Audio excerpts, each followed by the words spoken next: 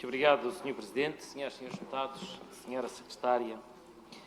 Afirmou na sua intervenção inicial que este orçamento é um orçamento que vai ao encontro da proteção da pessoa idosa, com prioridade para a Secretaria Regional da Inclusão, esta mesma questão da pessoa idosa. E o mesmo referi ao Sr. Deputado Rubina Leal quando disse que é um orçamento comprometido com as políticas do envelhecimento. No entanto, isto contrasta com a redução do complemento social para idosos de 4,5 para 4 milhões de euros. Ou seja, há uma redução aqui de meio milhão de euros. A senhora Secretária disse que foram apoiados ou serão apoiados até o final de 2021 1.345 idosos. E eu pergunto qual é o número de idosos que estão, de acordo com os critérios necessários para ter direito a este complemento, qual é o número de idosos estimados para a região autónoma da Madeira que estão nessas condições. Porque sabemos que são cerca de 12 mil idosos que vivem em situação de pobreza, situação de carência económica. Desses 12 mil, eventualmente, qual é o número que reúne os critérios para serem apoiados no âmbito deste complemento social de idoso? Porque assim também não sabemos qual é a taxa de execução do mesmo complemento. Outra questão que, no fundo, também diz-se que há comprometimento com as políticas de envelhecimento, mas para quando, Sra. Secretária, é que vai acontecer a regulamentação do Decreto Legislativo Regional sobre as famílias de acolhimento, que ainda não está regulamentado? A Sra. Secretária já sabe que foi aprovado aqui esse mesmo decreto e que não foi ainda regulamentado, porque não há qualquer referência aqui no diploma. Depois, Sra. Secretária, relativamente às ajudantes domiciliárias, o complemento para as ajudantes domiciliárias é o mesmo valor que em 2021, o que significa que nós sabemos que há cada vez mais pedidos a dar entrada na Segurança Social para os idosos, famílias que precisam de ajudantes domiciliárias. No entanto, como o complemento é o mesmo, isto significará que não haverá aumento do número de ajudantes domiciliárias? Porque a haver aumento, portanto, não há coerência com a manutenção do valor do complemento. Portanto, é uma questão que também, Sra. Secretária, se desse o favor, podia-se pronunciar. Muito obrigado. Senhor Deputado, porquê é que não previmos um aumento dos 70 euros do complemento? Pelos motivos que eu acabei de explicar. Porque as ajudantes, estamos dependentes do Orçamento de Lisboa para ter mais ajudantes. E como, pelo menos até junho, não vamos ter qualquer resposta. E vindo realmente essa contratação, ainda são, se ela existir, nós temos sempre capacidade de reajustar o nosso orçamento para dar resposta. Ninguém ficará de fora, isso lhe posso garantir. Agora, realmente, só se houver mais ajudantes é que nós podemos ter esse reforço. E que para efeitos de orçamento nós não sabíamos quantas é que íamos ter, nem quanto, não podemos estimar esse valor. Mas com certeza que se tivermos em setembro mais 20 ou 30 ajudantes, e oxalá que sim, claro que vão ter a respectiva compensação. Senhor Deputado Paulo Alves, eu julgo que já respondi às questões todas da Sra. Deputada Sofia Canha. Senhor Deputado Paulo Alves, sobre o universo do CRI e porque é que temos menos de meio milhão. Se formos realistas e coerentes, vejamos o que é que fizemos de execução este ano e vejamos o que é que não foi executado, não é? E um orçamento prevê-se que seja executado. E eu referi na minha intervenção que é um orçamento realista. Realista, porque não vale a pena estarmos a pôr 5 milhões para algo que vamos gastar 2 milhões. Mais uma vez, Senhor Deputado, é assim, nós em 2021 gastámos 1 milhão de euros, grosso modo. Um pouco mais, grosso modo. Não faz sentido mantermos valores de 6 milhões porque estamos em crescendo. E volto a dizer, o Governo sempre assumiu as suas responsabilidades. Se chegássemos nós a meio do ano e tivéssemos 4 mil ou 5 mil idosos nestas condições, para já até 5 mil idosos nós temos condições para pagar. Mais do que isso é que não estimamos para este ano, que é praticamente, é uma utopia pensar que vamos ter mais do que esse número de idosos. Sobre o universo, Sr. Deputado, é assim, em condições ideais e teóricas, poderíamos ir até 6 mil. Mas, na verdade, temos interferido alguns projetos porque as pessoas têm outros rendimentos. E quando isso acontece, é impeditivo de receber o CRI, o Complemento Regional para Idoso. O que é que eu estou a querer dizer com isto? Que, em termos ideais, podemos ter um universo, mas na prática temos outro. Universo esse que depende e varia de pessoa para pessoa e de beneficiário para beneficiário e não conseguimos com rigor dizer com exatidão o seu número.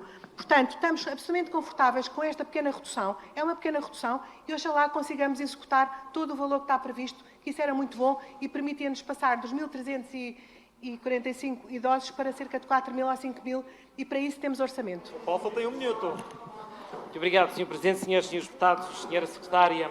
No seguimento do que aqui lhe afirmou aqui o Sr. Deputado Bruno Melim, realmente ainda há muito para fazer, não está tudo feito, há muito para fazer. E há muito para fazer porquê? Porque relativamente ao complemento social para idosos, a taxa de execução, segundo os valores apresentados pela Sra. Secretária aqui, de 1.345 idosos, a taxa de execução foi de 24%. 24%. Uma medida de apoio social foi executada em 24%. E isto se pensarmos para os 4,5 milhões de euros previstos no orçamento para 2021. Mas, no entanto, a Sra. Secretária Augusta Aguiar, que antecedeu a atual Secretária da Inclusão, afirmou em julho de 2021 que estavam previstos apoiar 6.800 idosos num valor total na ordem dos 6 milhões de euros, o que significa que aqui há uma discrepância de dados e valores que deveriam ser esclarecidos. Outra questão que é importante também que a Secretaria Regional trabalha, a Secretaria Regional da Inclusão trabalha, que é na simplificação do acesso dos idosos a este apoio. Porque nós sabemos que muitos idosos têm dificuldades em aceder devido às burocracias que existem relativamente a estes apoios. Porque nós estamos a falar de uma região com uma taxa de pobreza social, taxa de pobreza ou exclusão social na ordem dos 31,9%, o que significa 79.750 pessoas. Destes são idosos, desses temos 15,7% que são idosos, o que significa que são 12.521 idosos. Ou seja, os dados que a senhora secretária anterior, Augusta Aguiar, apresentou em julho, na ordem dos 6.800 idosos a necessitarem destes apoios, são mais corretos, na nossa perspectiva, do que aqueles que a senhora secretária apresentou aqui hoje. Muito obrigado.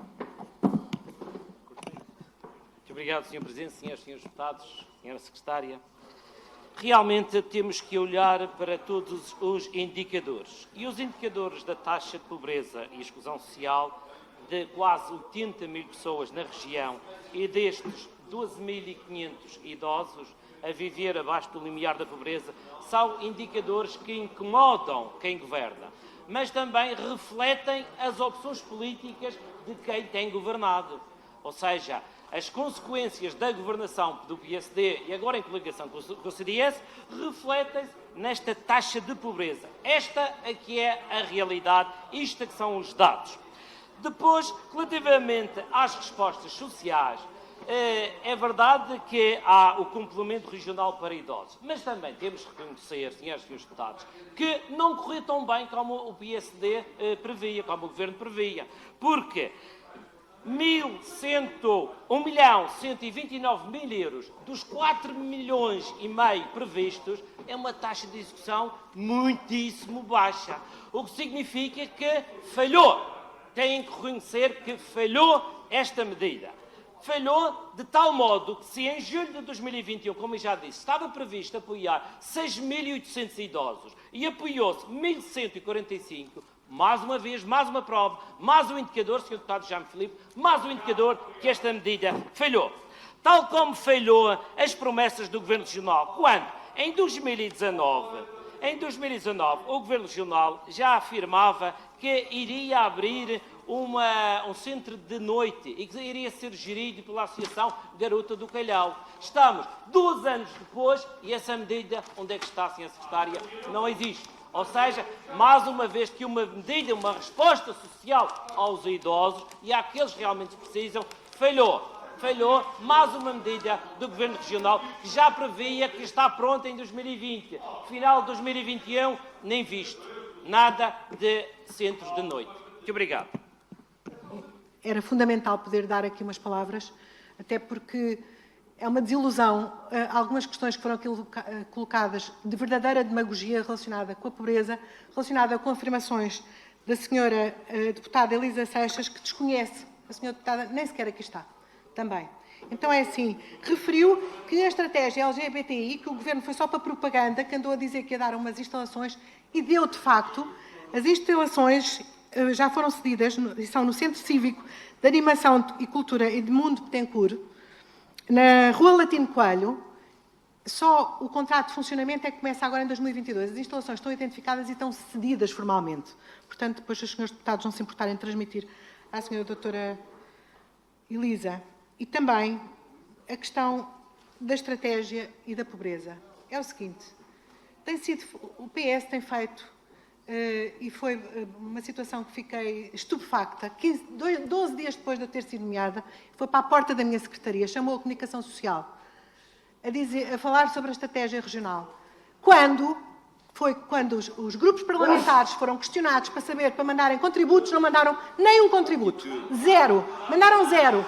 Portanto, com que legitimidade, um ano depois, é que chegaram à conclusão que isto podia trazer alguma atenção política e vêm entregar agora. E abrimos um período de consulta pública,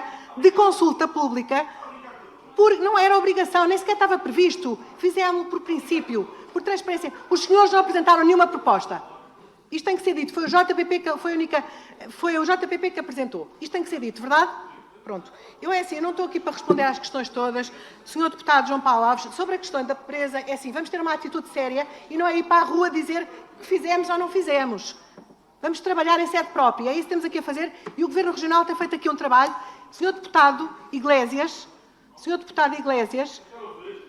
leia o documento que está na internet disponível sobre a pobreza e verá que medidas e ações é que estão previstas. Não diga o que é que o Governo vai fazer. Vai fazer e já escreveu. E está em fase de conclusão do documento, que vai ser agora aprovado no final do mês em Conselho de Governo. Dá-lhes aqui algumas notas sobre a pobreza que tenho que partilhar, e não ia falar nisto, mas vou falar. É assim, nós temos sempre vindo a combater, como sabem. A questão da pobreza é algo que muito nos preocupa, ninguém quer desvalorizar isso. Temos 92 milhões de pobres na Europa. Portugal é um país pobre, a região e os Açores, Madeira e Açores, em virtude das suas circunstâncias ultraperiféricas, têm índices de pobreza ainda piores. No entanto, eu não estou a dizer com isto que estamos de acordo sobre os rácios e os critérios que estão por detrás no cálculo destes índices de pobreza. O senhor deputado Iglesias falou 3 vezes sobre a pobreza, agora ouça pelo menos a minha resposta. Pelo menos. É assim, os senhores sabem o que é que está por trás do cálculo da taxa de privação de material severa, sabe? Sabe o que é que são os indicadores que estão por trás? Olha, são vários, são muitos. Se paga as contas da casa, se consegue fazer face a uma despesa imprevista. Sabe qual é que é um deles? Tem a ver com eu durante um ano, eu e a minha família, trabalhadora, fazer férias uma semana fora e consiga pagar viagens e estadia. Acha que isto aqui na região, com as companhias aéreas como nos têm tratado, qualquer madeirense não consegue, nenhum madeirense consegue, nem nenhum de nós aqui nesta sala consegue. Quem tem uma família numerosa não consegue. Portanto, é assim, há um conjunto de indicadores que nós consideramos.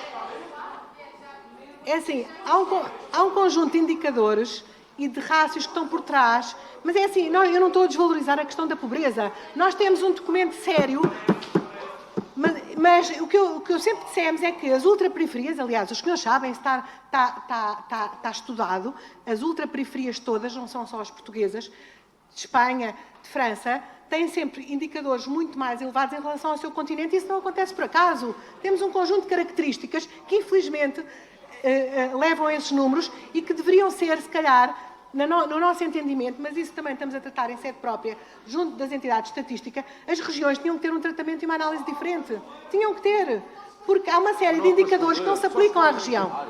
Pronto, não desvalorizando o trabalho que está a ser feito e que vai continuar a ser feito e que eu espero que até ao final deste ano que tenhamos a estratégia regional aprovada. E o Sr. Deputado Iglesias aí verá o que é que está previsto e executado no conjunto de ações que estão previstas para este flagelo que todos nos preocupa. Não desvalorizamos, mas deve ser tratado de uma forma menos demagógica e mais séria, porque é um problema que a todos aflige. Era só isto que eu tinha para dizer. Muito obrigada. Muito obrigado, Sra. Secretária.